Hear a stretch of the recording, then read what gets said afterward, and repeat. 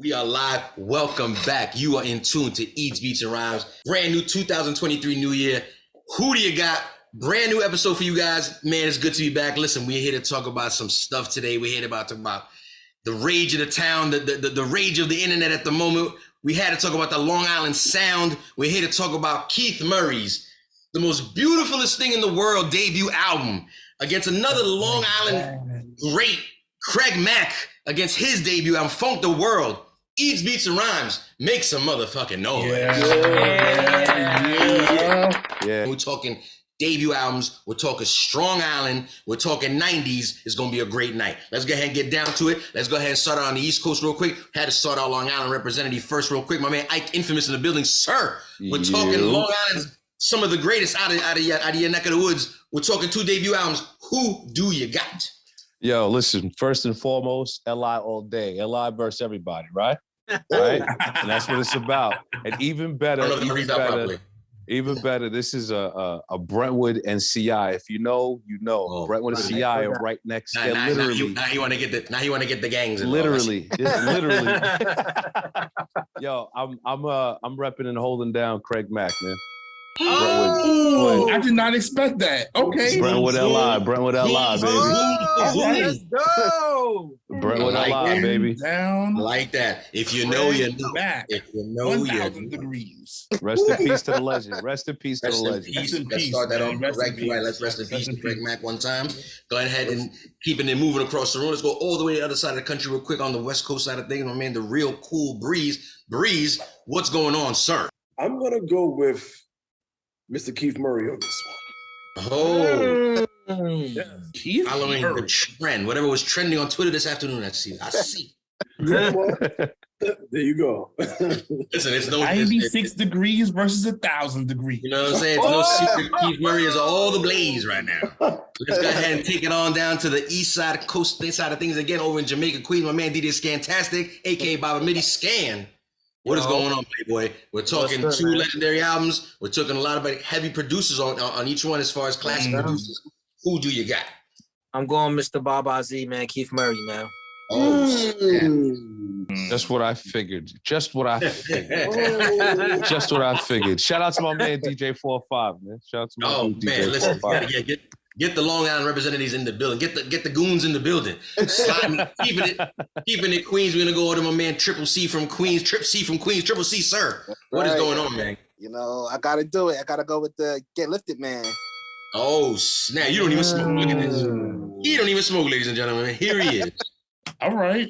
Ever since New York went recreational and legal, everybody want to get down. Classic example right here. Look at this. Triple C laying his vote down, never scared to put it down. We're gonna go ahead and wrap things up over down in the south side of things. My man VA, 2 up, 2 down. DJ Hobo Triple T Radio, sir. 2 classic albums. I know you had them both. Which one are you picking tonight? Ike, you're not alone. I'm going with Craig Mack. Oh, There we go. Salute to you, Hobo. Salute to you, Hobo. Hobo, anything to go against the 1,000 degrees. Listen, we're not like I said, let's be clear what we're talking about. For those joining us for the first time, like I said, we do this every Monday night, 8 p.m. live on Twitch. Don't forget to catch us on YouTube and all your podcast streaming areas if you want to listen to us. But this is a battle of the first albums, not to be confused with their entire career. We're strictly talking, again, The Most Beautifulest Thing in This World versus Funk the World. And let's be clear, both albums, bangers, both albums, heavy on the singles and heavy on the remixes. Let's get down to it. Let's do this what we do. Again, 2023. Don't forget, follow us, like, subscribe, show us some love. We're on the road to 200 subscribers. We're currently at 199. Somebody tonight, nice. You guys in the chat room, shout out to everybody in the chat room. Somebody do it. Somebody will be the 200 follower tonight on YouTube. Maybe that could be you. Again, if you're following us on Twitch, shout us out, let us know. Shout us out in the chat room. Everybody let us know what's good. We getting ready to start things off. Let's go ahead and start round number 1. You already know how it had to go down. We're talking about 2 classic albums came out the same year. 2 rare cases where both artists are brand new and they both dropped intensely big first singles. That's right. Get it right, Jules. Get it right, baby. Really big first singles. sometimes you got to work your way into getting that smash. They had smashes right off the bat, straight home runs, if you will. Let's go ahead and start with Keith Murray, The Most Beautifulest Thing in the World, named after the album itself. Just like that. Mm.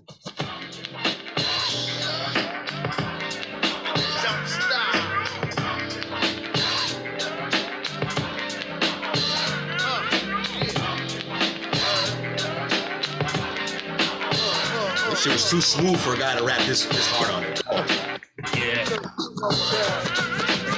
Y'all mythological niggas is comical. The astronomical is coming through like the flu bombing you. And then bombing in your crew too. With the musical, mystical, magical, you know how I do. The word attack skills and vocabulary too. Comprehension of this edition is all brand new. You're through. I'm interplanetarian like Doctor Who. So who? Wanna get tripped on, word is bone. I'm kicking rhymes to the AM vote just wrong. Now Quincy, but I'm back on the block and not selling crack. I'm coming in with the fat funk flows and tracks. So what you saying, Black? With all that yakety yak. My order facts, can't be beat with bats. I'm saying I eat everything up on the menu and bend you and send you swaying to be continued. The most beautifulest thing in this world is just like that. I get it. The most beautifulest thing in this world is just like that. I get it. The most beautifulest thing in this world is just like that. I get it. The most beautifulest thing in this world is just like that. I get it. Specs. I mean, That record was different, man. That record was All different. the facts can't be beat It was with different, facts. man. It's different, man. Different, man. Absolutely was. Matter of fact, Fire. just to recant, we're talking about a single that debuted in the fall, the fall of '94, October 10th, 1994.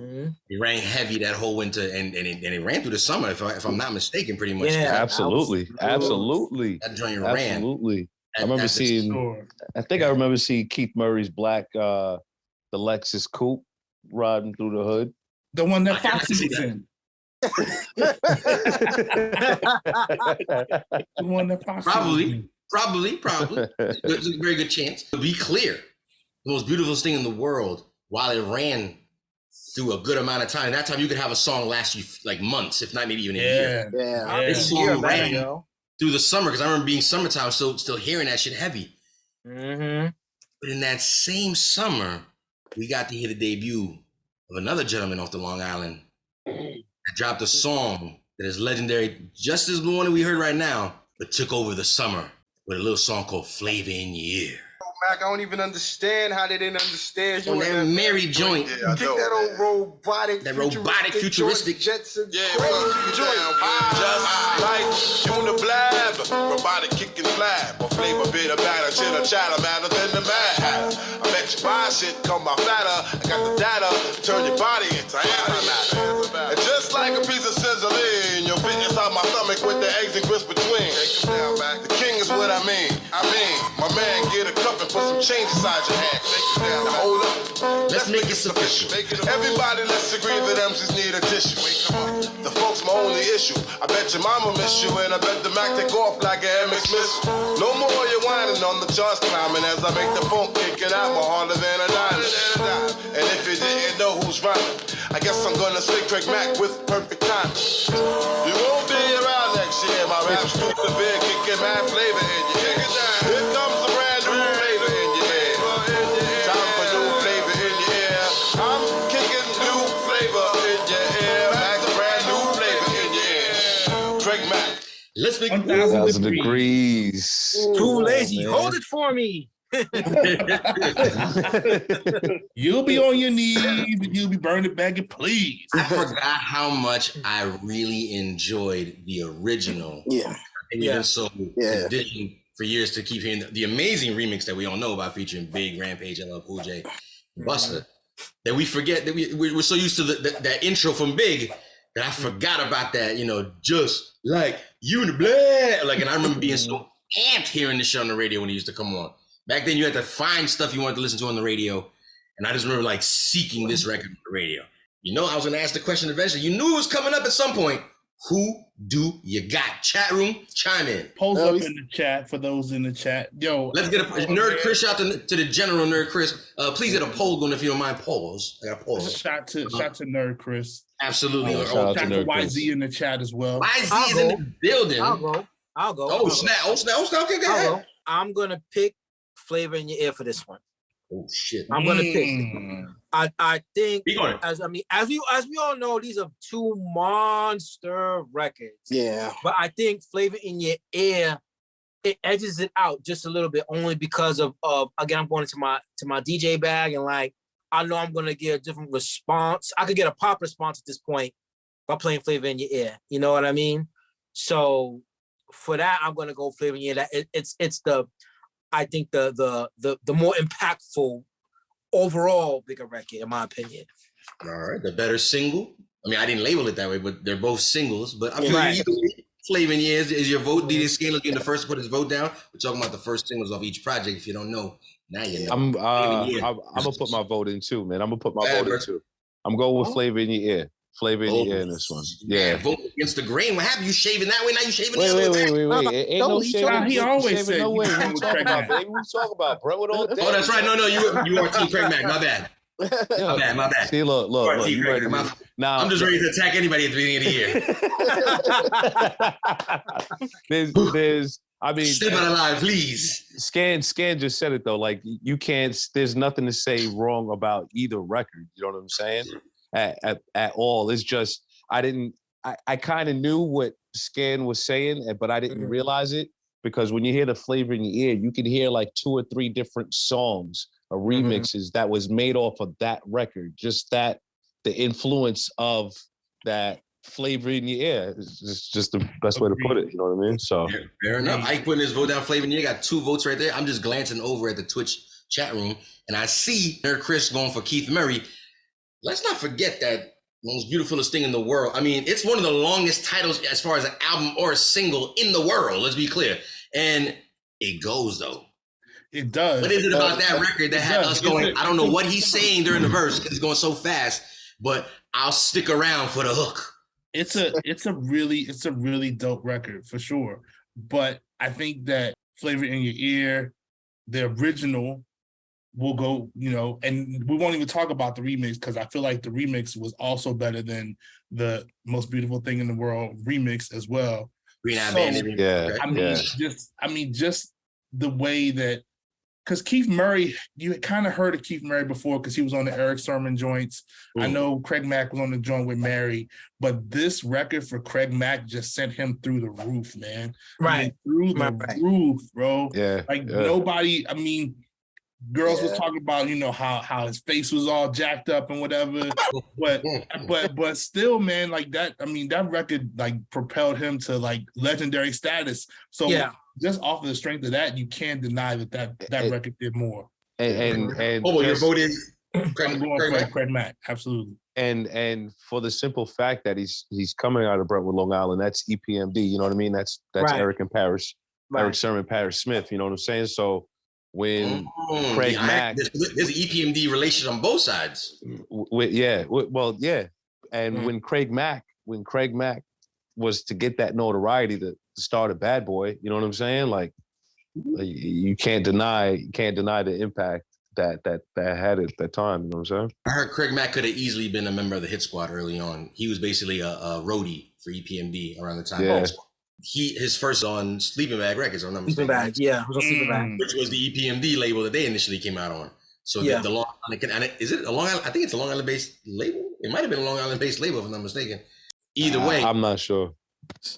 The EPMD tree is involved some way or another, so that's kind of cool, and it's good to know Long Island involved regardless. Yeah, I'm choosing Flavor in Your Ear because they bring back memories on the Ave. They play that heavy on the Ave. not far away. Keith Murray said the Canteen block. Jeep music, and I'm smelling the street meat, roasting. And what kind of Jules? Where's the story going, Jules? What's going on? What kind of Flavor in Your Ear is this? You know how the Ave or the Hey yo, I think that's a different kind of flavor said. in the air, man. I think a lot can be said for Flavor in the Year for what it did for Craig Mack, but is there a bigger record in Keith Murray's catalog than Most Beautifulest Thing in the World? No, he has. And the only reason I bring that up is because not a single vote is going this direction. We still got to go with Breeze for a second, but he has collaboration. He has a lot of collaborations. He does. So with that being said, is this still his biggest record, or is there another record that's even bigger, like a collab for that you? No, this is his biggest record. I think hands down. I think anytime anybody would give Keith Murray a second for a listen to anything like that, the first thing you reference is the Most Beautifulest Thing in the world, easily. So YZ said he thinks to get lifted. Maybe that when he thinks of I don't Keith think Murray, it's bigger than Beautifulest, or though. I mean, what about Hostile? That's Eric Sherman. That's Eric Sherman. But what to Breeze's point with Hostile, and maybe this is why he probably brought up. For one, that was Keith Murray's first appearance that I can remember anywhere, and it was on Eric Sherman's album. Yeah. And to Breeze's point, that verse got him a rhyme of the month in the Source. Yeah. True. It's 96 degrees in the shade. I would say React is probably a bigger record, but that's Death Squad. That's not just. Yeah, I don't feel like he shined, but I feel you. Yeah. And maybe the candy bar joint, maybe. I can't see any of those just doing bigger than what Most Beautifulest Thing in the World. I mean, even the video alone, the video alone for that record, true, did a lot for that. You know what I'm saying? So it's interesting to me again. So we're gonna wrap up round of more Breeze. Like I said, we're just gonna keep it pushing, no matter what you said at this point. It doesn't matter. But you know what? No, I take it back. Let's start off the year as gentlemen. That's nice. That's nice. I like that. Let's see how long that's gonna last. It's gonna last less than 30 seconds. You answer the fucking question. Hurry up. Right out the window. All right. I'm going with Flavor in Your Ear, man. Pretty much to piggyback off of what everybody said. That song, the original and the remix, was as fire, and I think it's a timeless record. You can play that over and over and over again years down the line, and this is that beat alone, man. It's just a sick beat. You never really get tired of it, and you can put that on heavy rotation anywhere. That it'll Easy Mo B, baby. Yeah, actually, he's gonna be on the beat. Hobo, what are they chiming in the chat room? What did that poll end up? Nerd Chris was she is a decided Keith Murray fan. But the poll said Flavor in Your Ear 67%, 33% for Most Beautiful. So there's definitely some votes for both. Definitely some votes for both. I think it's interesting to point out just at this beginning stage of the battle that the heavier side of the room ended up voting more Keith Murray at the beginning of the game. Doesn't mean anything, obviously, just sort of the weight of the room. But the first question, I would say round number one, would probably determine, both artists' biggest songs to date. And not a single vote went to Keith Murray. Yeah, because you can't see his record. So I just want to point out, like, it's going to be an interesting game. I think this ain't. Because if I said both of them, you're like, nah, you got to choose one. I want to say choose one. 100%. This is why I'm saying it's interesting that the majority of the room at the beginning of the game is like, we're going Keith Murray. Not everybody, but a good chunk of the room. But on the first round, nobody would have Keith Murray on his most popular record, as we just discussed a few seconds ago or minutes ago. That this is his biggest record. So I'm just saying that to say, I'm curious how the rest of the game is gonna go. So for people that thought Murray had this in the bag, his biggest record couldn't knock down Craig Mack's biggest record. To say that, in to summarize, round number one, when we asked Craig Mack's Flavor in the Year versus Keith Murray's Most Beautiful Thing in the World, the singles battle, it was a one-sided decision. Everyone voted Craig Mack, Flavor in the Year. Craig Mack officially on the board. Brentwood, Long Island in the building. Baby. Here we go. It's interesting. Like I said, it's going to be good. Black Moses, Dreddy in the chat. Shout out to both of those guys. Happy New Year, everybody. Chris said she got a drop from Keith Murray. Who's that? Have to watch out. He might got a drop. Nerd Chris said she got a drop from Keith Murray first. I need to hear that. Is she going live tomorrow? Of course she is. She's going live tomorrow. I need to hear it to make sure it ain't crazy. I need to hear it tomorrow on the air. Did you say that? Did you say that she has a drop or he has the drop? on Nerd Crib. Oh, hey. I didn't have sex with her. I just, you're very violent. Just kidding, Nerd Crib. Don't let him start making stories about you, There you Nerd go. Crib. Start. That man's been in everybody's DMs, of course, apparently. So listen, round number 2. Again, we do this every Monday night live, 8 p.m. live on Twitch. Catch us on YouTube. Again, we're on the road to 200 subscribers. We're at 199. Somebody tonight in the chat room, if you want, go over to YouTube real quick. If you haven't subscribed to us yet, be that 200 subscriber. Let us know. We'll shout you out Come on, here. Keith Murray. Be that You 200. know what I'm saying? It's Keith Murray night, baby. Weekend at the Murrays. Weekend at the Murrays, baby. You know what I mean? Come on, he's on fire. He is on fire. Listen, let's keep it moving. Round number 2. We got to keep talking about these 2 classics. If you're just joining us, we're talking about the most beautifulest thing in the world versus Funk the World. First debut projects from both these Long Island giants. Let's keep it pushing. Let's talk about both these guys in general. Again, both from Long Island, both debuted in 94. Very similar stats, if you will, right? They both come out of big teams. Ironically, the team he came out of first wasn't the biggest team in the world, but they eventually became the massive team that they became. One of the first players, if you will, to set things off. I used to think that Craig Mack's album was the first thing to drop from Bad Boy. Yeah, that's what I thought. It's the second. Yeah. Biggie actually dropped 1 week before Funk the World. So they literally came out a week apart from each other. So Big technically is the first album to drop off the Bad Boy imprint. I think, but wasn't Mac the first signee to Bad Boy? Mac was the one that they used to push and set everything off. Big was. I'd say it like this: while Big may have came out first, Bad Boy's first big hit record, Flavor in the Year.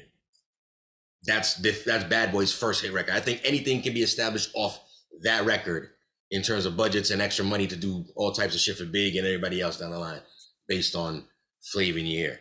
Both albums, gold status. Again, I'd love to think that that's a little higher these days. I don't trust the RIAA. No shade. I mean that completely with a fuck you. I think they're lying. And I think that both albums are way past gold status at this point. Specifically, Funk the World at this point, but whatever. Yeah, but y'all remember the promotion for that with the the Big Mac, the Big Mac joint with the Big Mac case with the tape inside. Genius. Again, a week apart from each other. Let's drop the Big Mac, and here we are, X amount of years later, still talking about like, yo, remember that Big Mac commercial? Like, it's insane.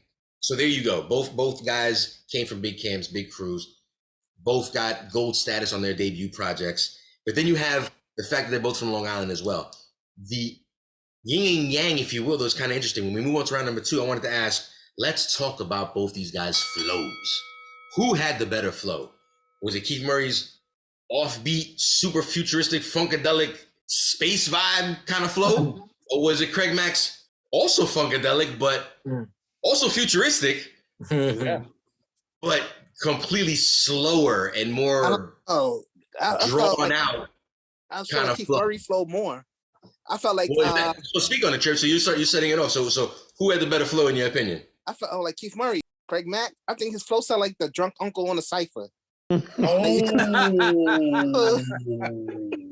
you can't make out what he's saying all the time. You're like, whose verses can you recite though? I can't recite shit. I can't. Me either. See, you have to look at that. Like, I love Keith Murray's flow, but I can't recite most of his lyrics because they're just so futuristic and funked around, right? That it's like, what's he saying? Like, he's before T.I. That's the lyricist. That's the lyricist. It is lyricism, but true. I feel like Craig Mack wasn't no slouch either, though. No, not. But we're talking about flow. You say you're talking about flow. It's well, again, but they both have a similar yet different flow at the same time. Like I said, they both have an unorthodox style that's still based on, again, this funk and this use of the word funk, literally. And again, this futuristic thing they always talk about. But again, one is like, and then the other one's like, hey, I come through real slow. Like, and I'm able to understand Mac than I am more than Keith. But does that mean it's better? I guess, that's not that specific question, but we're talking flow overall. It's just interesting to me that both of them come from Long Island. Both of them have a similar subject matter when it comes to, like I said, this futuristic funk. And then one is, and the other one's like, woo. And I think Mac is fun. It's sure. again, you have two guys in the first round, and you guys went with the guy that had more, like I said, like this cool, mellow, I understand what he's saying, uniblab, and all that. Like, I can't recite probably maybe 10% of the verses of Most Beautifulest Thing because I don't know it by heart like that, but I know the flow to it. I know that's it. I can't recite the lyrics. But the question remains, what are you guys thinking here? So we got the futuristic funk flow, slow version, futuristic funk flow, fast version. Who do you got? This is a tough question. Like they said in the chat, Dreddy said it, that they both, if we're talking flow, they both were dope. I mean, they both were so dope. I know we can't say both of them, but they both. Nobody's right, and they were very different for what was going on at the time. They stood out because of their flows. Again, even at the beginning of the record, they make fun of it. Like, I don't even know how they couldn't understand you in that Mary J. Blige. Like, he did the remix for You Don't Have to Worry, if I'm not mistaken, and it was like this. What is this? Like, it's some crazy, hey boy, hey, blah. And it's like, wait, this shit is kind of like different and kind of hot. You just have to listen to it for a little while and like, okay. And Keith Murray, same thing. If the wrong beat under Keith Murray could have been detrimental to him. Yeah, yes, but if you're talking flow, which doesn't necessarily mean lyrics, it means how they ride a beat, right? Mm-hmm. I'm gonna probably go with Keith Murray on this one because I feel like he had some of the complicated beats, if you will. Yeah. And I think beats, complicated beats, you're saying? I thought you meant the complicity of his rhyme. Okay. Complicated beats. Really? Okay. I think he had the more complicated beats to rhyme over. And I think he did a really good job, which is why we're talking about him right now. Thanks. I don't know if it's complicated beats because like Get Lifted and what was the other record? What was the other record on there? Damn, I can't think of the name. On the Keith Murray album, that they have a soulful kind of slowed down. You know what I mean? To where you didn't. Eric Sermon. Yeah, that he wasn't spitting, or he didn't feel like he needed to spit all of those crazy lyrics over the record. I don't know. This is a very interesting question, man. I don't know. This is kind of tough to tell you the truth. I think we enjoyed both their flows on both albums because both dope. But again, almost like the singles question, we were like, who's is better? Yeah, but if you think like Psychosomatic, different type of beat. So was Psycho Ward. You know, I mean, yeah. You know, Keith. I think Keith Murray's, and this is, I think, evident even more now with the Wild Out interviews that he's been doing. But I think he was trying to make you think he was crazy, and I think he did a pretty good job of it. Yeah, maybe. Yeah, if you know about LOD, or he came across it, you would definitely think, oh yeah, they're crazy, 1,000% crazy. You know what I mean? But like, I don't know. I kind of want to say Craig Mack, but Keith Murray knows how to get in pocket with those crazy big ass words in his lyrics. Right. So, damn, I don't know, man. Oh, that wasn't your. I'm sorry to write your name down. You know, Ike. Pick one. It can't be both. Nah, it can't be. You're about to pull a cul-de-sac move because I really thought you were literally voting for fucking Keith Murray right now. Yo, Suffolk Ave, man. Suffolk Ave, bro. Suffolk Ave, Brentwood CI, Suffolk Ave. If you know, you know. I don't know. Well, that's the like one of the main roads that you would use connecting the two towns. You know what I mean? You make a right out of that Brentwood train station, you go towards Suffolk Ave, you go hit Carlton Avenue. Boom. Yeah, like so which direction are you making a right or a left, sir? Good question. I think I'm gonna have to for flow. I think I'm a fuck, man. Who else want to go, man? Yeah. Why you put me at the free throw line, man?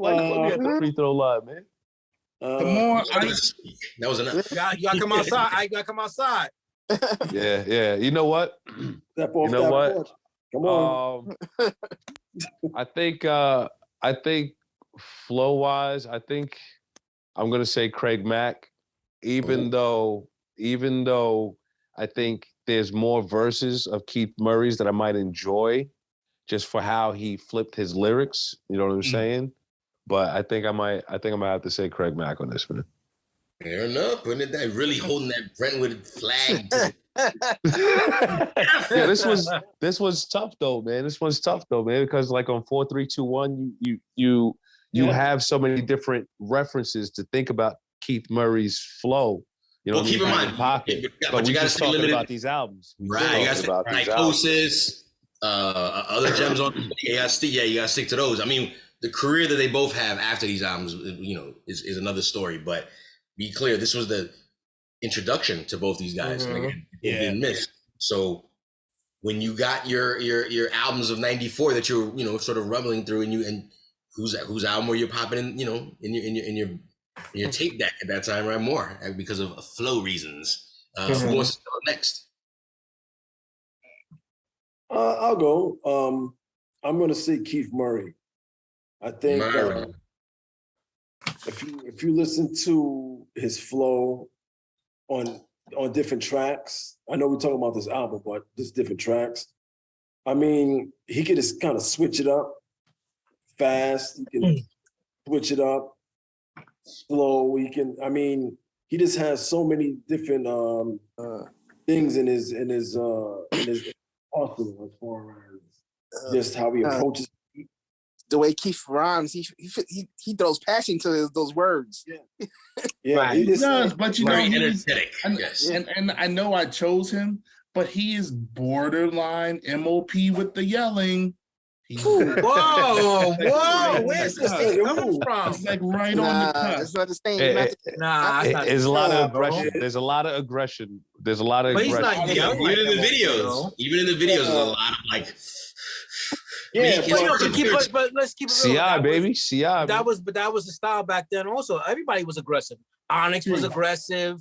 True. All those guys were aggressive rhyming back then. As a matter of fact, the feature that Eric Sermon has on the Most Beautifulest Thing in the World album, he's straight onyxing his verse. He's like, yeah. And it was like, I had to rewind. Like, is that Eric Sermon? Like, what?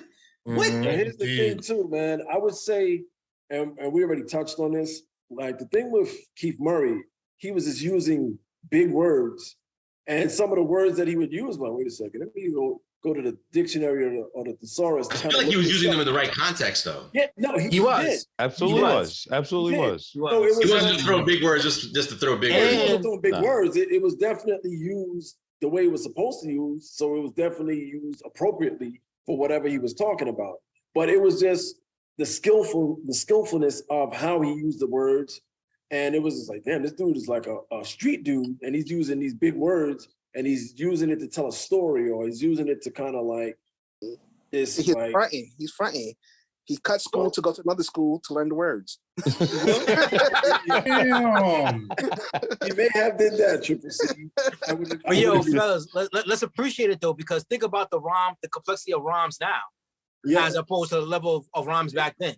Yeah, true. 1,000%. We need to appreciate it right now in this moment. Yeah, he was way ahead of his time, and it took somebody like Cannabis to take it to another level. You know what I mean? Yeah. It's crazy that you bring up. You brought up Cannabis because you know they got that group, the Underdogs.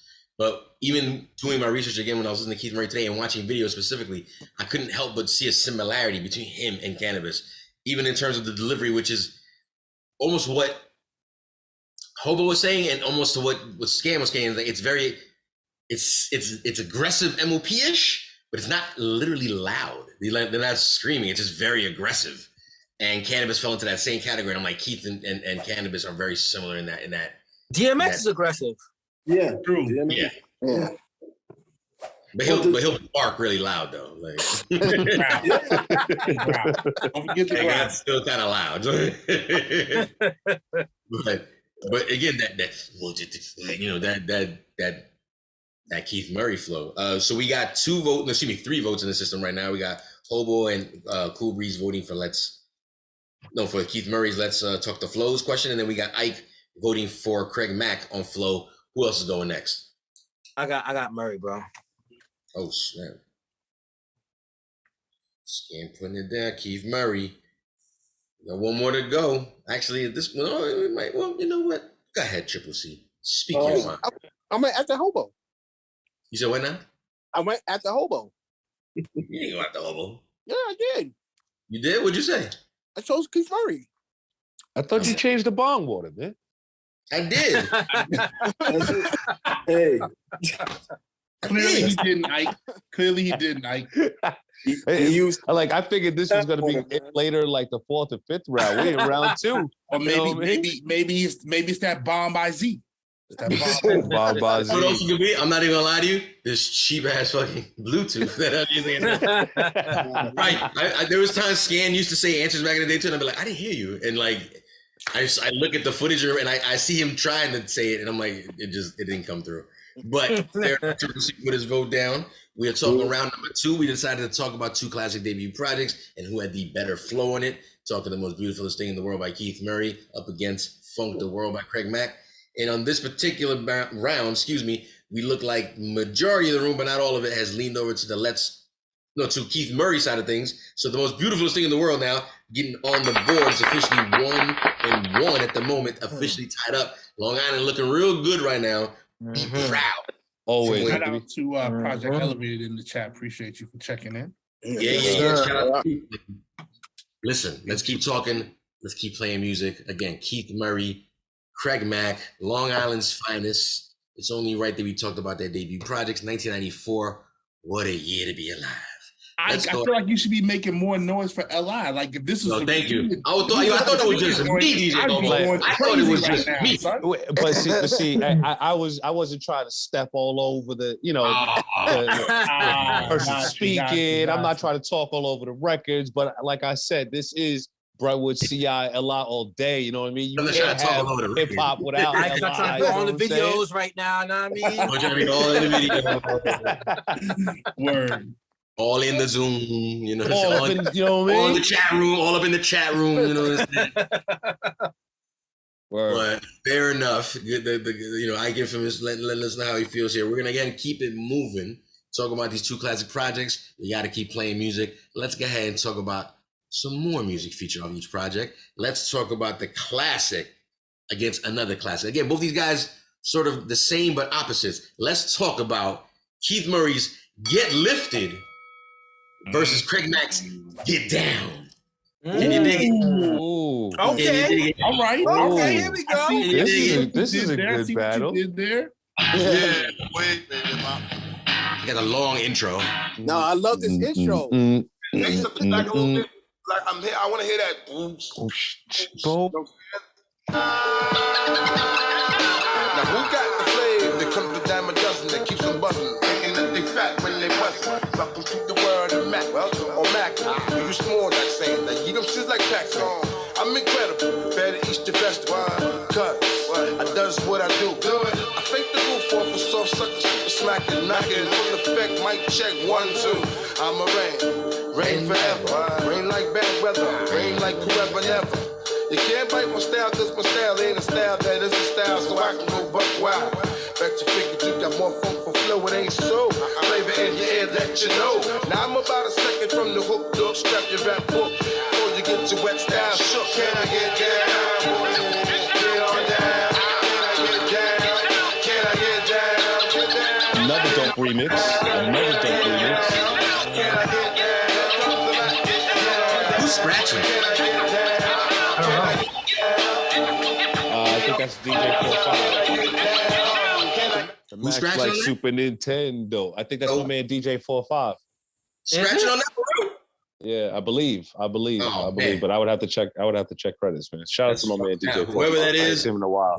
was killing that. Kayla Boss? Kayla Boss. Kayla Boss, aka DJ 45. That's my dude right there, man. That's my man right there. Listen, again, we had to play gems, right? You caught the little theme I had going on there. Gems. You know what I'm saying? Get down, you know what I mean? Versus the Keith Murray infamous Get Lifted. Ooh.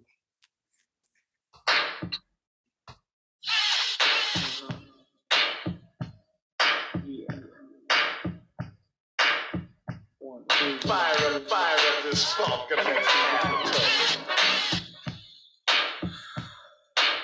This version's a little different than the video version. Yeah. It's missing that part on the hook. I grab the 40, rip off the skirt. Guzzling. Got the mic to come out the woodworks. When shit's thick and no time to think, Keith Murray gets busy off a basic instinct. I puff a L and drink some liquor. Sit down to write a jam and receive the motherfucking sticker. As God is my witness, with the sickness of a cannibalist cannabis, I floats like a cumulus. My perpetual rebel intellectual won't catch a bad experience with hallucinogenic either. I flow strictly with the cannabis sativa. As my speech falls deep as in the scriptures and graphic components like Picasso paying pictures. If my eyes ain't red, it's all in my head. Once said by a PhD med. Legalize and I advertise.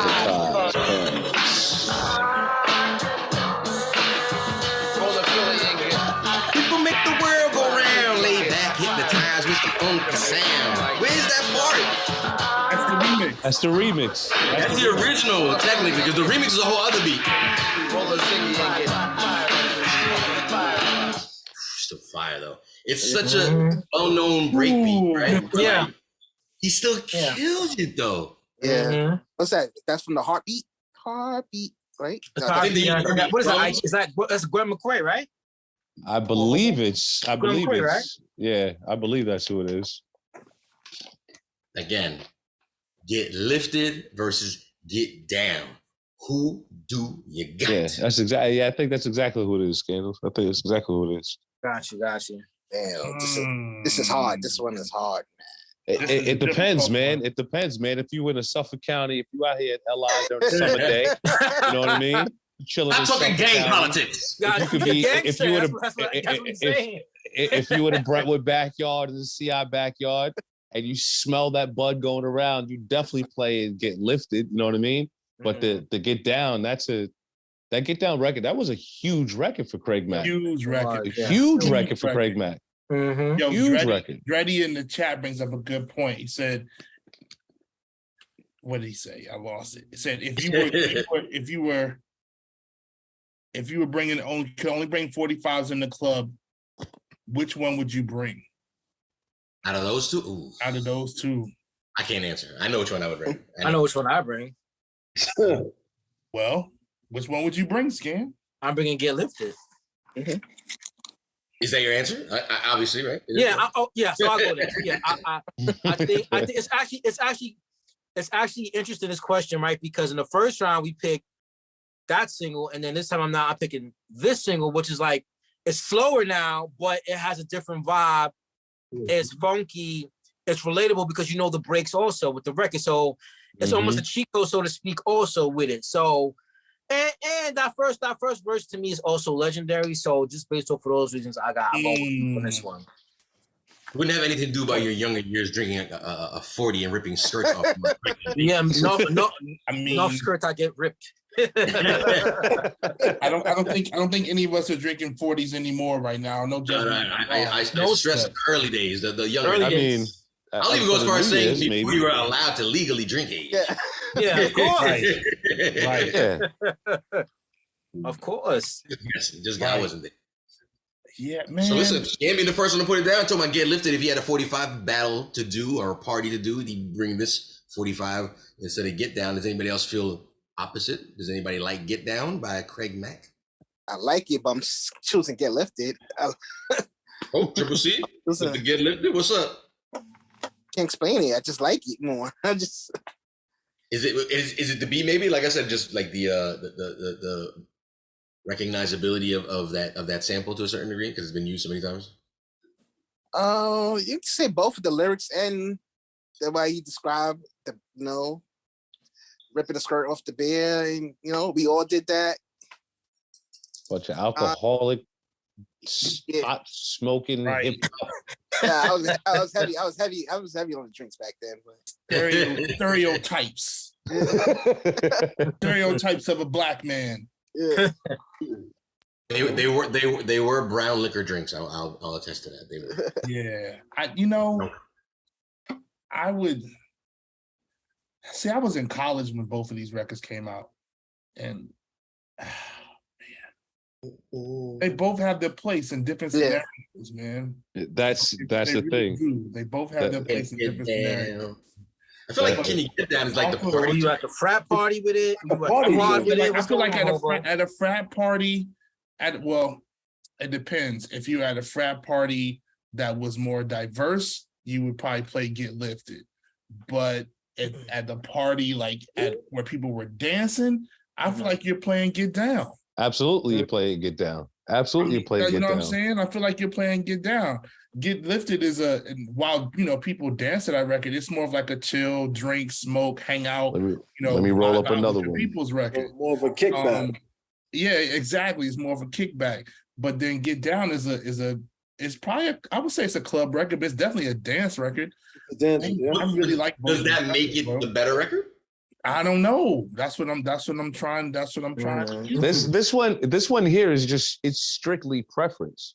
You know what I'm saying? Like, like I need you to stand by your fucking preference and tell me why. That's it. It is preference. I'm looking for you guys to debate over the medium and atom. Just go ahead and pick one. Listen, all right. So look, I'll do this because it's LI all day, baby. You know what I mean? Shout out to Ron Dan, shout out to the Bill, shout out to Hempstead. You know what I'm saying? Shout out to Roosevelt. But nah, I'm gonna take Get Lifted on this one just because I'm more of a pothead. One, two, two, the Get Down remix is bananas. Is so bananas, and it's almost unfair that it kind of outshines how dope the original is. Because the original Get Down is so dope that when the remix was done, nobody paid attention to the original. I'm like, that sucks. You know what I'm saying? So like, I kind of like just in this instance, because LI wins in this one, you know what I mean? Suffolk County all day. You can't lose. Can't lose. I'm gonna take Get Lifted on this one just because I'm a bigger pothead. Shout out to the Queens guy for doing the remix though. Facts. Facts. Where did that come from? Facts. Wow. Question, since we are speaking about Queens and its great, amazing producers. Man, this night is about Long Island. It's not about fucking you see? And he was saying, let's let Ike live tonight for once, man. And he was just saying, I don't get rowdy enough. I wasn't standing up enough. As soon as I start standing up, they're like, wait a second. Yeah, then they got to interject. I'm not even gonna say Is it? But Jules got to interject Queens into the situation. Is Queens right next to Long Island? Is it not? It's before Long Island. It's before Long Island. No. Right it's on Long Island. It's on Long Island. Queens in Brooklyn is on Long Island. You don't need to take a bridge. You don't need to take a bridge to get to Queens or Brooklyn. You know what I mean? Yeah, you gotta go through Queens. Yes. You're right about that, Jules. It's there first, and then you get to Long Island. I had an innocent question for the room. I needed to be educated by these fine gentlemen in here that are all hip hop scholars. I wanted to know: is this the only time that Q-Tip ever participated in any production for anything Bad Boy? Bad Boy. It was just a high moment question. It has nothing really to do with like the next round or anything. It was just more like the remix is what Ike said is true. Like the remix is fire, and we all know it's Q-Tip for those that don't know what we're talking about. I want to say yes. He had to do something else. I can't think of something else. You tell me, because I Bad Boy, I can't think of it. I can't think of it. Definitely not anything with Big, and I mean, and even the later roster, right? So even like G Dep or Black Rob, or I can't think of anything. Damn, yeah, that's right. But his only participation with Puff in his Bad Boy catalog is a remix, which we all love, obviously, and maybe we'll play it at the end of the night. But that's sad. There should be more. I'm just there's gotta be more. Hold on. Jules gave the trivia. Well, you know what? Hold on. Here's it depends. Someone could trump me with this trivia right here. So that's not a Bad Boy catalog piece, but I'm thinking about this right now. I swear to God, I did not think about this beforehand. The Honey remix from Mariah was started by Q-Tip, and then Puff came on and added the fucking boom, boom, boom, boom. The Supreme Team shit, right? But Tip had the same, like, so they worked. So Q-Tip is technically producer on that, and then there's the Bad Boy remix also. So there's kind of interesting, but it's not a Bad Boy record though. It's not a Bad Boy record. Not a Bad Boy record. Tip got around. Man. I'm going to go for nostalgia's sake, I'm gonna go with Get Lifted, just because it takes me back to a certain point in time in college. Smoke another one, hobo. You know, I can't neither confirm or deny. Breeze, we're gonna go ahead and definitely go ahead and skip you right now, because at some point throughout this year, you were gonna get walked over for not participating early on in the votes. I was basically, again, bad with the sports references, but I did see Allen Iverson once step over a player. That's me currently. Damn, Breeze. Oh, Wow. I mean, I gotta keep going. I gotta keep going. Damn, Breeze. Damn. Allen Iverson stepped over Teron Lue, but you Teron know Lue. what? Teron Lue got that championship ring. Don't worry, Oh Drew. shit! I didn't know. I don't know. Hey, you can't trump me with shit like that. But like, yeah, but he lost. Like, oh, I'll get the chip. and I Don't worry, lost. Drew. I'll get it. The walk was the statement. I thought that was. Yeah. I get it. But again, somebody had to get shit on at the beginning of 2023, and Cool Breeze. It's only right that we're right back to normal. I feel right at home again, letting you know your vote doesn't count right now. And we're wrapping up round number 3. We're trying to put the opposite ends of both spectrums when it comes to Long Island's greatest. We're talking Get Lifted versus Get Down. And it's official, majority of the room, and I'm sure even, yes, Cool Breeze was gonna vote Get Lifted as well. I'm sure of it. I can read it.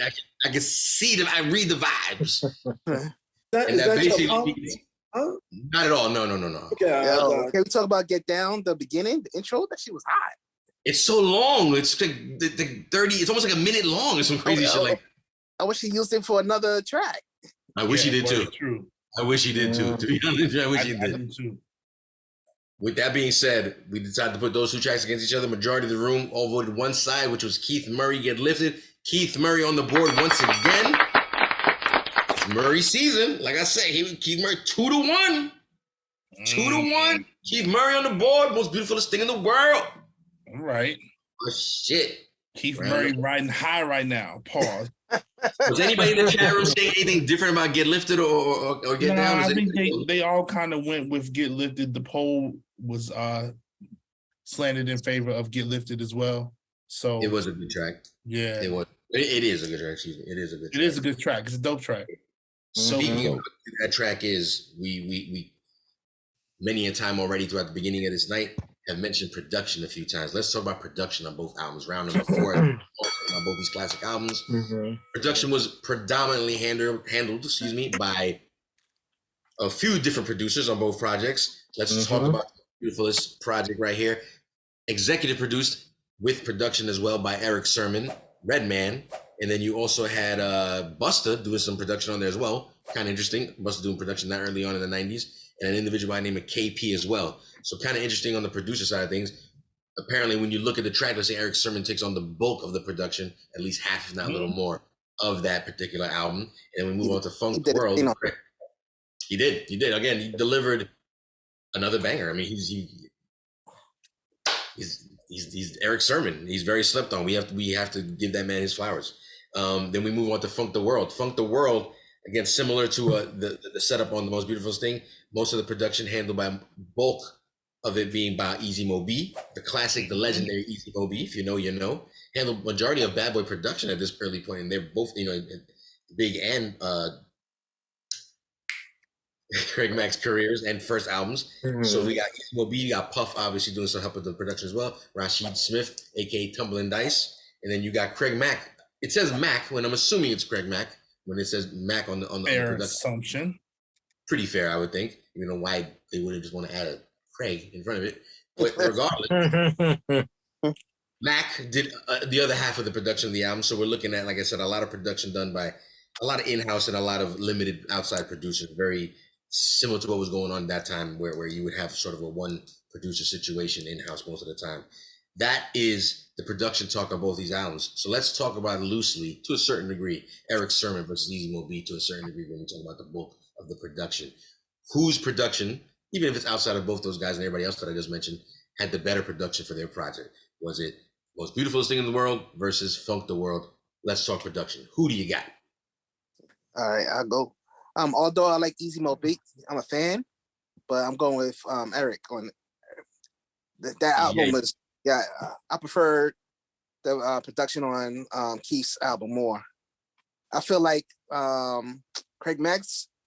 I think Diddy owes him a do-over. He should have done a do-over with that. Damn, why Whoa, you what say do you that? mean? Yeah, what do you mean? Do-over. Because I feel like Diddy put all his energy on Biggie, and they didn't choose the right beats. They didn't choose the right beat for Craig. Besides the singles he came out with.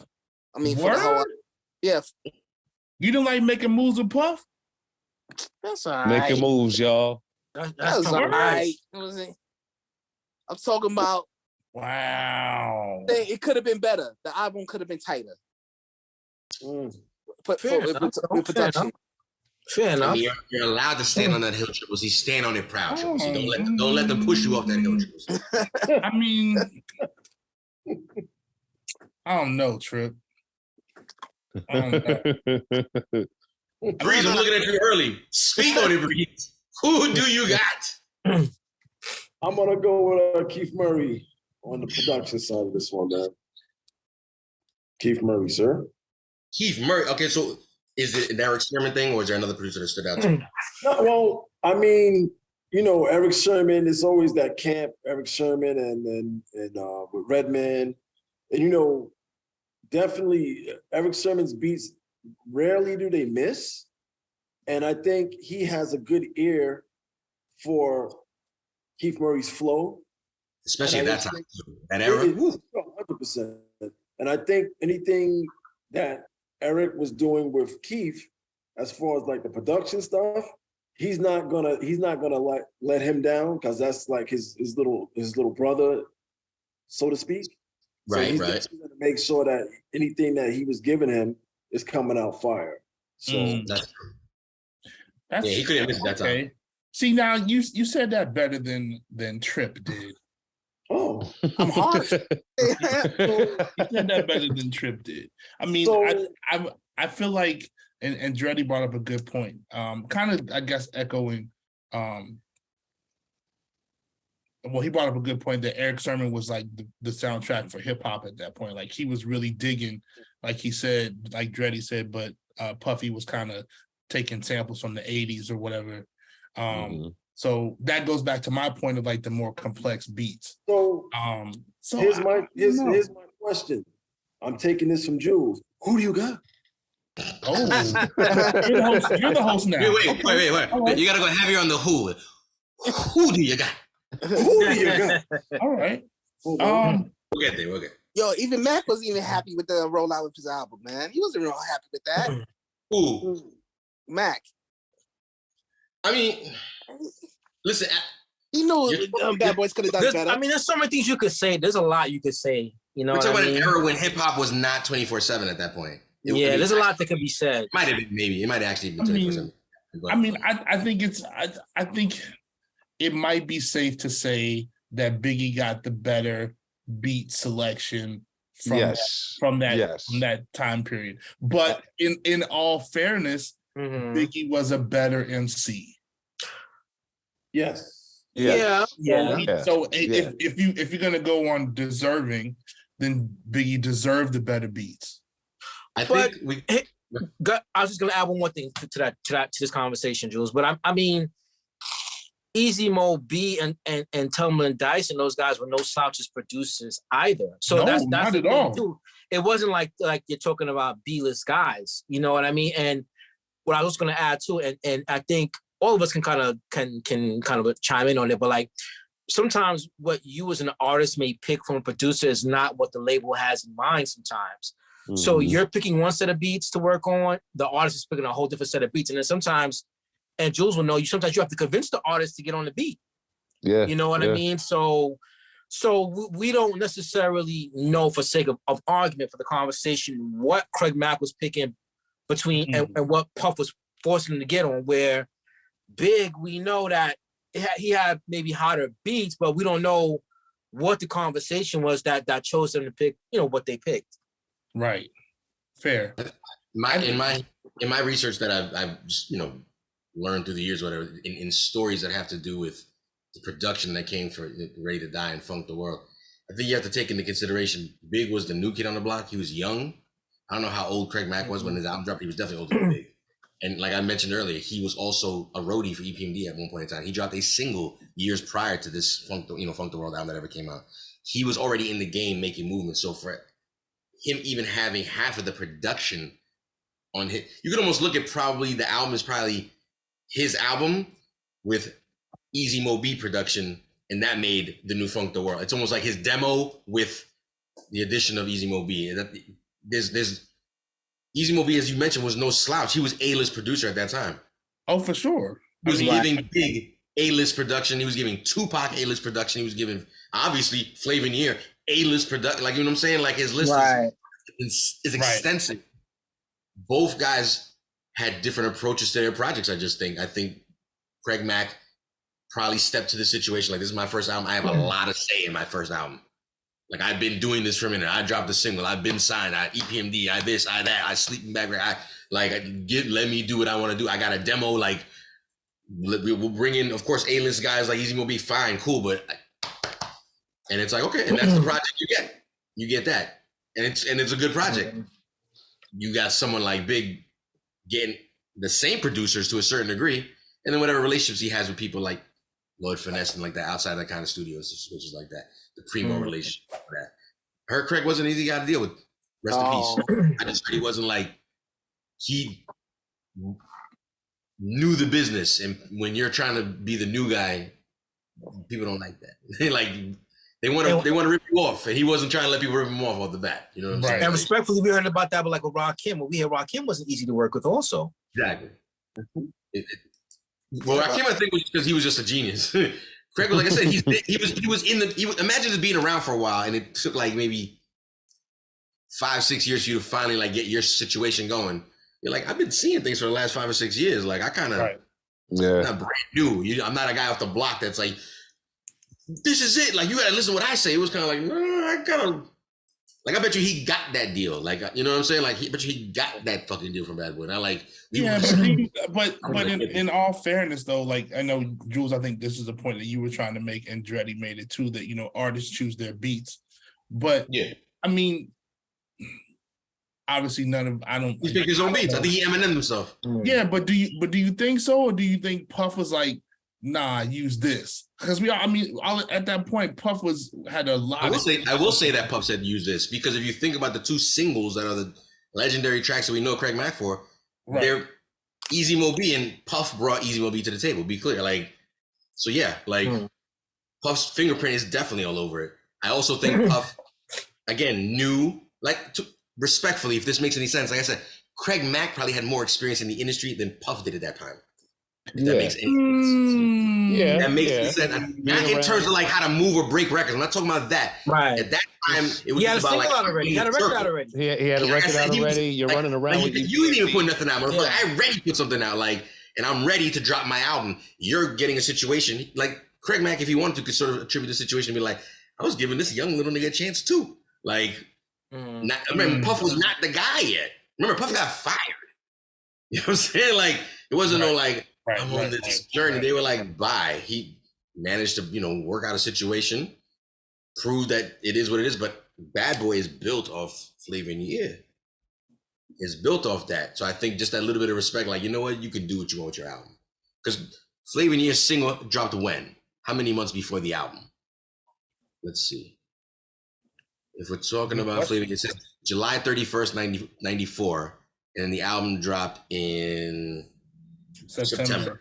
So you got to figure, if it dropped in July, it was probably even coming out a few weeks before that. Let's just call it May and June. They're working at. By the time a single maybe may drop, maybe let's just call it June. You got 3 months of the single banging before the album drops, and then you got Juicy doing sort of similar kind of thing, right? At the time when that album came out.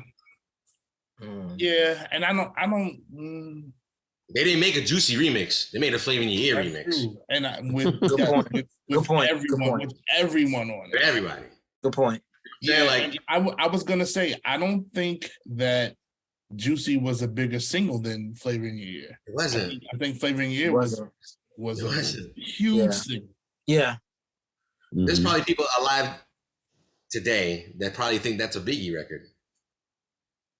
because the remix yeah, is just so big. Probably. Oh yeah, yeah. Like the beat is bigger than the remix. If that makes any sense. The beat is bigger than everything. Like that beat play by itself. You're like, oh, if you it don't have to be like.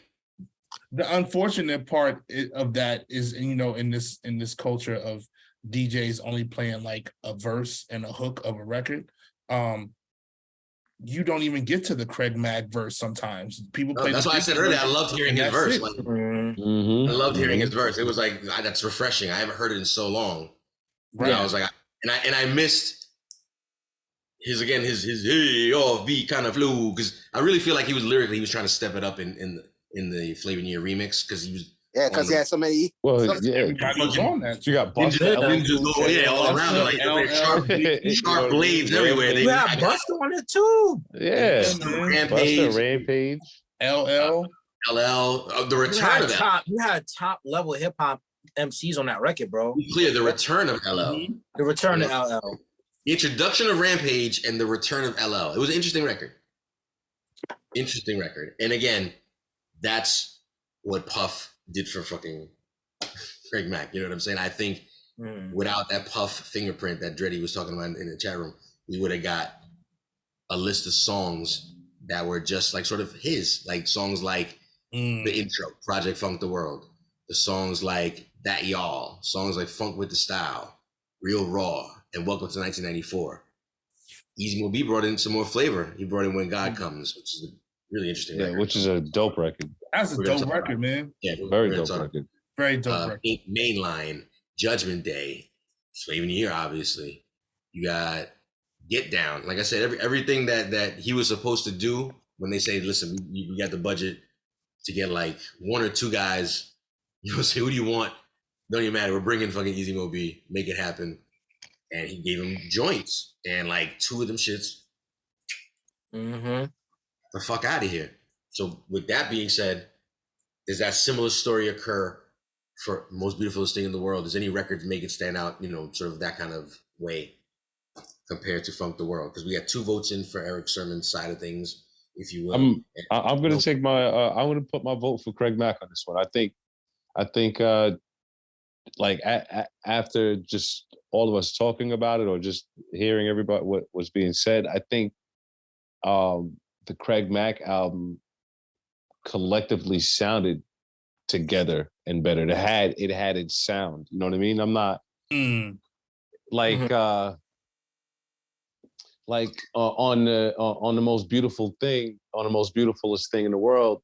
There's like 2 or 3 records that stand out as compared to. I guess we would call it like fillers. I guess we would kind of get to that point. You know what I'm saying? So I think the Craig Mack album, beat-wise, production-wise, I think it sounded collectively all as one album as compared to the Most Beautifulest Thing. You know what I mean? So I'm gonna put my vote for Craig Mack. Fair enough. Putting his vote down for you. Easy Mo B side of things if we're having that conversation. Craig Mack's side of the Funk the World. Anybody else feel the same? Does anybody want to put the vote down for Funk the World? No, I'm voting for Eric Sermon, bro. Oh. Scan putting out. Hobo, I'm assuming that silence also meant you were. Well, I mean, I think everybody would vote Eric Sermon over Easy Mo B. You know what I'm saying? But not necessarily true. Yeah, not necessarily true. I think that's a fair statement. Not necessarily true. I would vote. I think it's pretty even, especially for the year that it was. For these projects, particular project, yeah, I choose Eric more. But I mean, Easy Mo B, he got Tupac records. He has a lot of records. No, we're just talking about these tools. I know. I'm just saying overall. I think longevity wise, Eric Sermon has the greater longevity, and but I think for those projects, I mean, if you think about it like this, If you think about it, maybe you guys can probably correct me. At the time, wouldn't Easy Mo B have the bigger records, bigger than Eric Sermon right now at this point? At that time in '94, no. What record was bigger for Eric Sermon at that time? Anything that EPM did. Yeah. Bigger than Flavor in Your Ear? I think that you said before Flavor in Your Ear, right? Like up until that point. I'm saying for this time period. for Easy Mo B and Eric Sherman, what record did Eric Sherman have out that was bigger than Easy Mo B's? You had Redman records. You had again EPMD records. You had he was probably doing remixes, I assume, at that time. Wasn't crossover? Wasn't crossover around? No. No, crossover was out. Crossover was out, right? I'm looking at Easy Mo B's discography from like '93, for example. You got him doing tracks with Big Daddy Kane. You got a bunch of remixes, LL Cool J remixes for Pink Cookie and the Plastic Bag, Dead and Wrong, the original version by Biggie, which that's a whole different situation. Party and Bullshit, Who's the Man sound. Banger. You got that definitely classic, obviously. Classic. Yeah, you got Big Daddy Kane production again on Daddy's Home.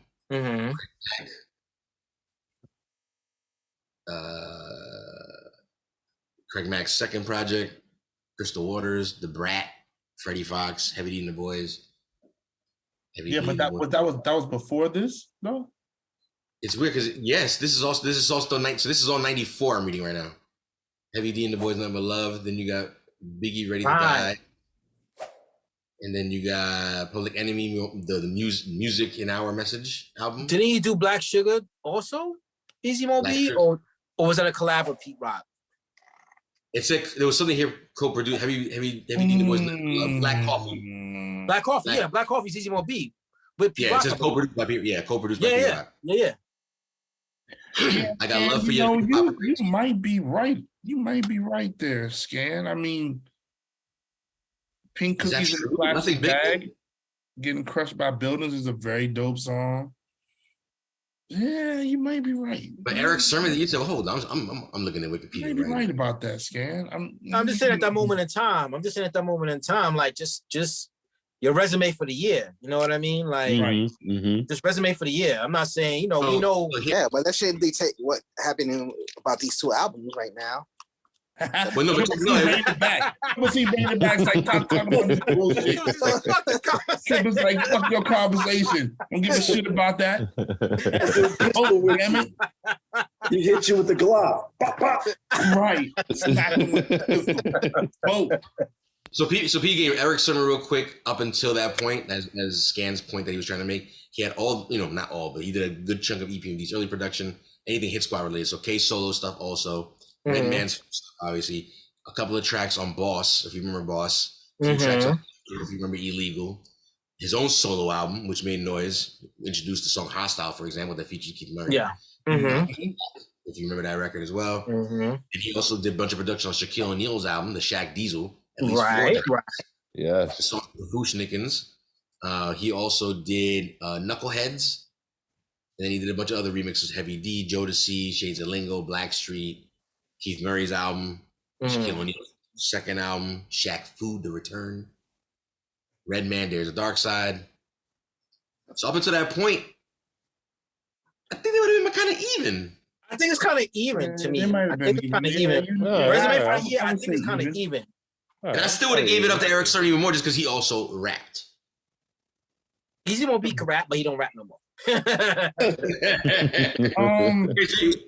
Triple C is actually correct. You are correct. Let's stay focused. We talked production. We had to wrap it up. At the end of the night, when we're looking at who had the better production, was it Keith Murray's Most Beautifulest Thing in the World versus Craig Mack's Funk the World? Majority of the room all lean towards Keith Murray's Most Beautifulest Thing in the World production. Executive produced by Eric Sermon. Breeze didn't vote. Yes, Breeze voted. I voted. So thank you. I want to say he was first. I was like, give you a vote before you don't count. And he did. I appreciate it. It looks like because of that vote early on, it helped, again, lead the pack. Keith Murray being the winner on this one. It looks like Keith Murray officially on the board one more again. But if you've been keeping score, you already know up until this point, there's no need to keep going any further. The score is officially 3-1. Ladies and gentlemen, people in the chat room, internets, and YouTube watchers galore, when we're talking about debut projects out of Strong Island, aka Long Island, we decided to put Keith Murray's 1994 debut release, The Most Beautifulest Thing in the World, up against, rest in peace, the great Craig Mack and his debut 1994 project, Funk the World, on Bad Boy Records. After an extensive 4-battle round and a lot of discussion, we've come to the conclusion that Keith Murray is tonight's winner, the most beautiful thing in the world. Give it up one time. You thought I was Yes, You thought I and was then Murray's baby. that man is a munch. You thought I Yo, was feeling you. Keith Murray for the win. Yeah. Keith Murray for the win. It was an interesting battle. I thought, we started out going round for round at the beginning, but eventually Keith Murray kept the lead, kept taking the lead. And again, we came down to the conclusion that Keith Murray's is the better album from 1994, respectfully. Again, all praise due to both these guys. Rest in peace to Craig Mack all day. Who did you pick, Jules? Who did you pick? Yeah, who'd you have? Be told, I was going to go with Keith Murray as well in terms of overall project. I love, again, reminiscing over both. He likes the stories. You know what it was? One thing I kind of disliked about Craig Mack's album was a lot of it sounded the same. Yes. And a lot of it was Easy Mo B's repetitious production. His production sounded very similar to the very previous track, to the very previous track, to the very previous. So I love Easy Mo B, but he stuck to a formula and he just stuck to it. And again, it did produce 2 classics. Right. I'm not shitting on it. I'm just saying that repetitious style produced 2 classics. It left me a little, again, hearing the same kind of like, I feel like Get Down's about to come on. It's like, no, this is another record. Yeah. That's why I thought overall the Keith Murray album was a little bit better for some of the beats and just the style. Like that one with My Joint was the one with him, Redman, and Jamal, Eric Sherman. That was My Joint. I like the Jamal one too. I think the Jamal one's cool. Yeah, that one's fire too. Yeah. Definitely some good joints in there. The interesting, he has some joints on there for sure, man. Yeah. That has some dope beats on there, and it was a good album. Definitely dope. I think Craig Mack's. I think a lot of people slept on Craig Mack's album because the impact that Flavor in Your Ear had. I think people might have let people down. Overshadowed the album. Yeah, I think I hear what you're saying, Hobo. The album didn't live up to how big the singles were. Yeah, kind of. Right. The singles were that big of records. You know what I'm saying? That phenomenal records that when you heard the rest of the album, you were like, well, damn, I thought I was gonna hear. You know what I mean? Right. And I think Jules just said it, where Mo B was like, okay, Flavor in the Air right there. Let's do it here. We should get another one here. And it's like, it's not always necessarily going to work like that. Right. Yeah. And then with the remixes that he put out too, man, I think the 2 remixes that he put out from his album, I mean, both of them, I mean, we talked about it. The Flavor in Your Ear remix overshadows the original, and the Get Down remix definitely overshadows the original. So I think people were like, oh shit, Craig Mack. And then maybe the album didn't quite give them what they wanted. Although I like When God Comes. I think that's a dope record. Yeah, I think that's a very dope record. Mainline is Making Moves is a pretty cool record. Yeah, I like. That was the 3rd single, right? Making Moves was the 3rd single, right? Yeah. That was Craig Mack's commercial. That was put on the shiny suits. Right. Where Diddy was dropping a bunch of ad libs. That was like the beginning of his ad libs era. Like, boy. The other interesting part about that was what Hobo just mentioned with specifically When God Comes, with round number 5 that we don't have to actually go through. We were going to talk about album fillers, and I was respectfully putting When God Comes up against Escapism for Keith Murray. That's a good comparison. I thought you might do that when I was listening I ran through a few. That was when I felt like it was kind of like literally again the opposite end of the spectrum. The content is like this. It's like God, and then like this other like that's right. Cool battle. I thought it would have been. I probably would have. I would have went with the Craig Mack. I would have went with the Craig Mack. The God one comes on that one because I probably would have went with that. Apparently, a very popular record as well because it was pretty high in numbers on Spotify in terms of that the was rest a dope record, man. Because I feel like on that record he was really truly addressing a lot of real shit on that record. All that I think relates to play some of that. Yeah, today. to all of that shit that he said on that record relates today. Exactly today. Exactly today. Word. Black Moses brings up a good point. He said Craig Mack deserved a lot better than he got, which is true. Right. I definitely agree with that. He definitely deserved way better than he got, man. Let's give a listen real quick to When God Comes. Just a little. Yeah, that was a dope record. Throw back to Craig Mack, the spiritual man that he was. Easy Moby again. Incredible Mac. What the fuck's going on inside the bed? Shit ain't on them all. Fake is how it is. I hear brothers talking about shooting and killing and going home and chilling, fronting like a villain. Let me tell you something real. It's how the Mac feel. I ain't no criminal and represent no steel. I tell you one thing though, if you've been to walk slow, the Mac's on the earth to let you know. I'm on a mission from the kingdom of God to do away with MCs representing them rob. Your MCs have been too bad, so when you go now, I ain't shit gonna wish you had. When you disappear, and it's my fault, cause it's time to put all the madness to a flying home. And radio needs to be ashamed of pumping murder all up in our brain. I tell you now, Big Papa don't like it. Represent the truth when the Mac starts to mic it. I hope the subject don't turn you away, but the whole hip-hop generation need to pray. What you gonna do? What you got? You can front now, but when God comes, you can't get strapped for when God comes. Cause you won't know how to act when God comes.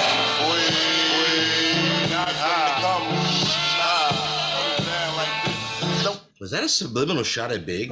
Yeah, there was nothing subliminal about it. Big wasn't a fan of. I know they didn't get along, but I never called the song. The Big Papa, I don't like it. They was never. I tell you right now, the Big Papa, I don't like it. I'm like, ooh. He's talking about what Big was always talking about. Yeah. The guns, the girls, the John. Yep. He's like, Big Papa, I'll tell you right now, the Big Papa don't like it. I'm like, yeah, why did Dreddy say that, man? Why people only like 40-year-old drums? Because they slap so hard, son. Yeah.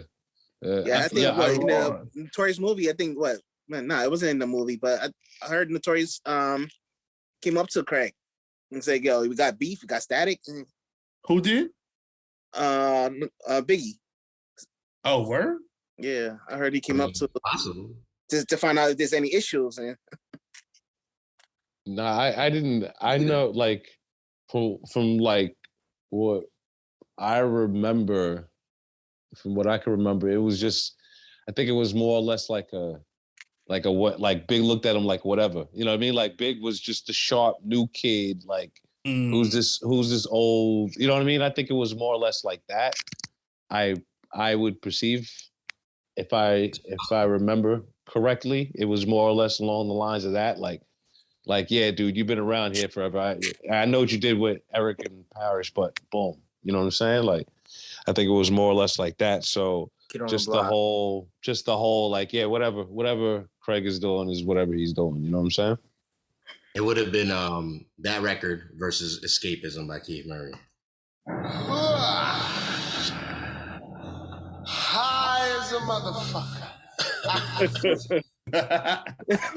Cloud 19, that's the Death Squad, takes you on another eerie place of a dark side. Yes.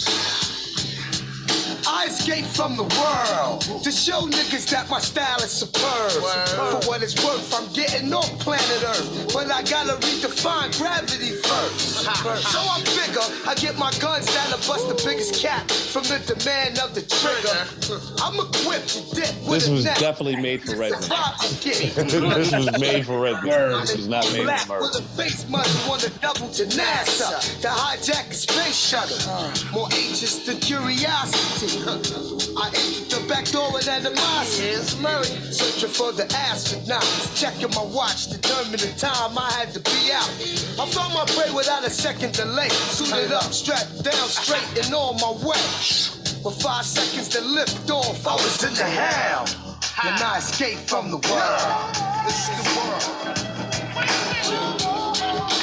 escape from the world. It's the world. I escape from the world. It's the world. I escape from the world.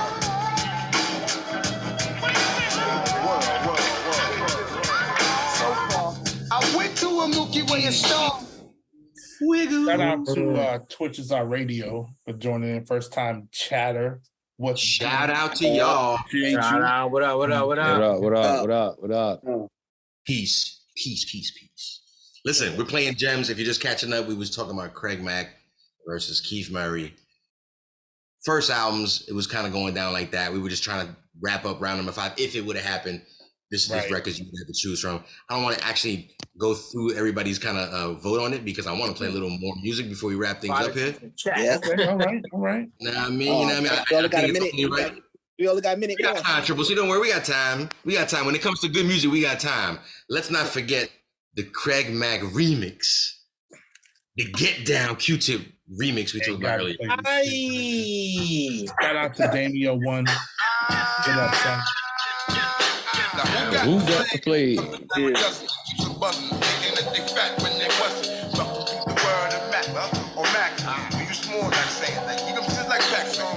incredible. Better eat your vegetables. Cut. I does what I do.